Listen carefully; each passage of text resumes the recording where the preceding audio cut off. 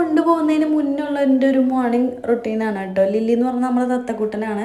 രാവിലെ എഴുന്നേറ്റ് അപ്പം തന്നെ നമ്മുടെ ഫിഷിന് കുഞ്ഞുമീനിന് നമ്മൾ ഫുഡ് കൊടുക്കും, പിന്നെ ലില്ലിക്ക് ഫുഡ് കൊടുക്കും. അതിൻ്റെ ഇടയിൽ ഞാൻ നമ്മുടെ സ്നോ ബേബിക്കുള്ള ഫുഡ് സോക്ക് ചെയ്ത് വയ്ക്കും. അവന് സോക്ക് ചെയ്യാതെ കഴിക്കാൻ പറ്റത്തില്ല.